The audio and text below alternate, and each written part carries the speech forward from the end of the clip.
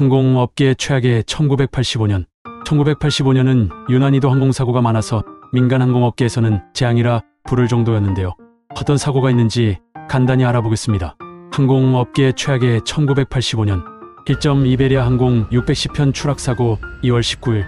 타고 유영 CFIT 조종사 과실.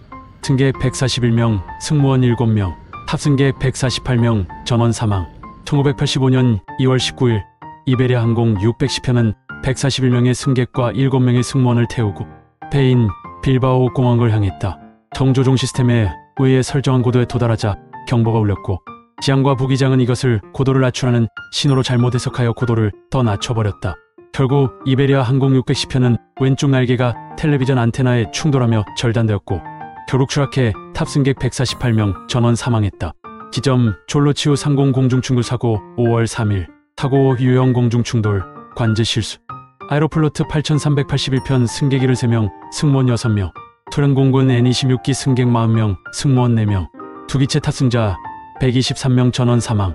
관제사의 실수로 두 비행기를 잘못된 방향을 유도한 바람에 방금 막 이륙한 N26기와 8381편은 고도 13,000피트에서 정면으로 충돌하였다.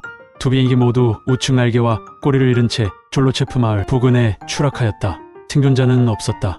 3점 에어 인디아 182편 폭파 사건 6월 23일. 타고 유영 폭탄 테러. 승객 307명, 승무원 22명, 탑승객 329명, 전원 사망. 인도에서는 1984년 인디라 간디 총리의 명으로 블루 스타 작전이라는 시크교 독립운동의 본산이자 시크교 성지인 아칼탁트 황금 사원 안에 있는 건물 공격이 개시되어 안미차르 황금사원은 처참히 훼손되었고 인도 정부가 인정한 수치로만 492명의 시크교도가 사망하는 일이 발생하여 버버르 8사의 힌두교 세력에 대한 증오심은 더더욱 불을 당겼다.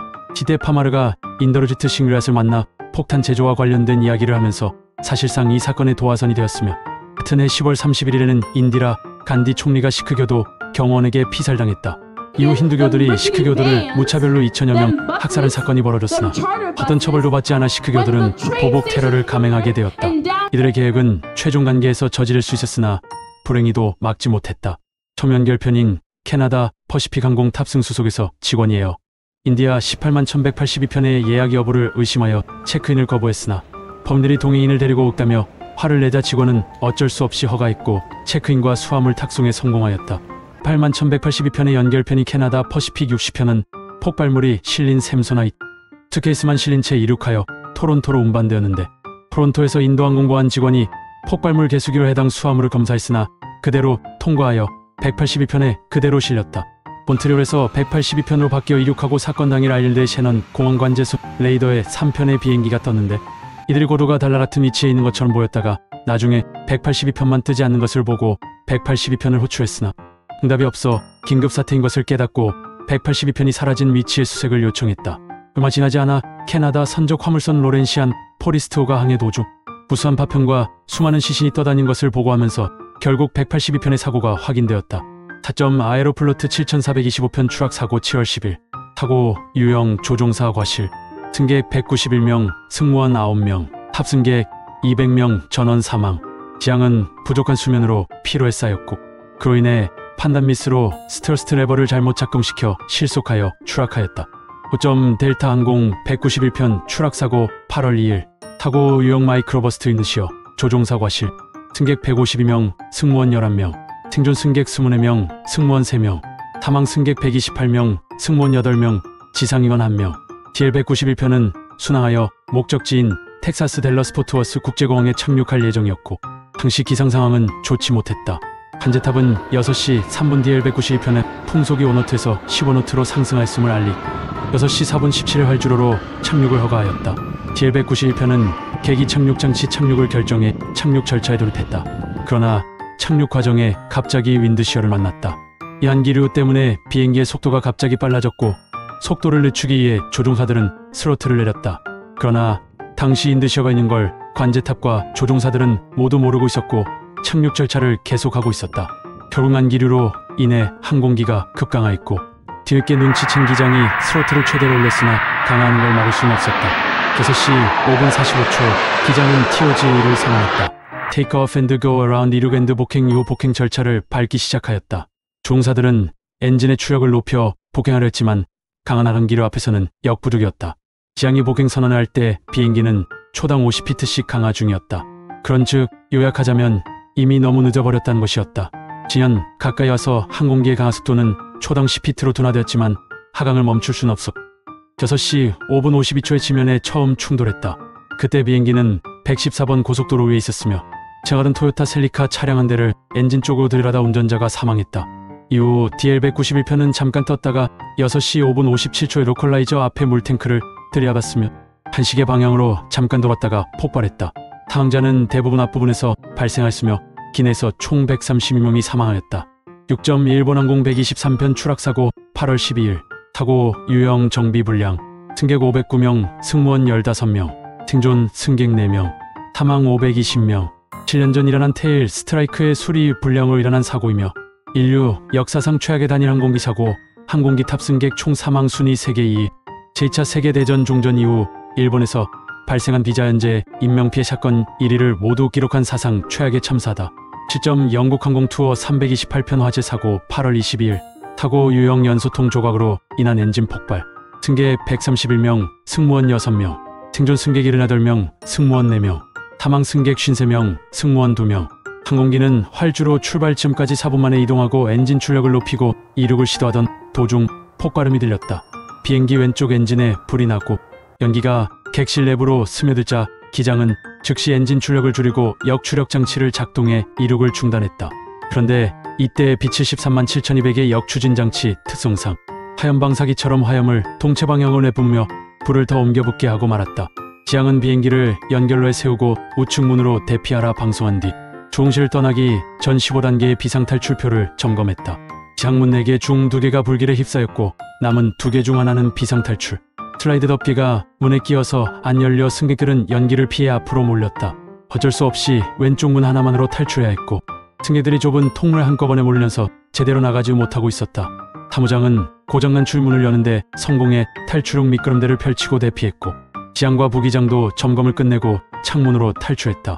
승무원들은 안에 남아있던 승객들을 대피시키다가 연기가 너무 짙어지자 수색을 포기했다. 결국 55명이 사망하였다. 불은 소방관 125명이 2시간에 달쳐서 겨우 진압했고 마가렛 대처는 사고 현장을 방문한 뒤 애도를 표했다. 이후에 28편 화재에서 왜 사망자가 많이 발생했는지에 대한 재현 시험이 많이 진행됐다. 화재를 재현하는 시험에서 고농도의 일산화탄소와 사이안화수소가 검출되었고 항공기엔 승무원용 방독면만이 전부였던 데다 이마저도 사용하지 않은 것으로 드러났다. 한약 승객용이 있었다면 생존자가 더 늘어났을 거라는 결과가 나왔다. 보잉 737은 과거 화재 예방 시험 때 승객 전원이 75초 만에 탈출에 성공한 사례가 있는데 실제 사례에선 왜 실패했는가 의문도 제기되는데 답은 간단했다. 침대는 차례대로 줄을 서서 했고 28인편은 서로가 먼저 빠져나가기 위해 발버둥 치던 상황이었기 때문. 영국 민간항공청에서 심리학자 헬렌 뮤어와 함께 시험을 계획한 뒤 가장 먼저 탈출하면 상금을 준다고 말하자 객실에서 서로 밀치면서 먼저 빠져나가려 하는 등 28인편의 상황을 재현하는 데 성공해 왜 피해가 컸는지 알게 되었다. 시험 결과 객실과 주방을 분리하는 격벽 통로가 겨우 57cm여서 사람이 끼어 승무원들이 이리 이끌어내야 하는 일이 있었고 9cm만 늘려도 탈출 속도가 증가하고 넘어지는 수가 감소한다는 결론이 나와 이후 통로는 76cm로 넓어졌고 연기의 시야가 가려져도 탈출구로 쉽게 갈 수 있도록 선형 안내 등을 설치했다.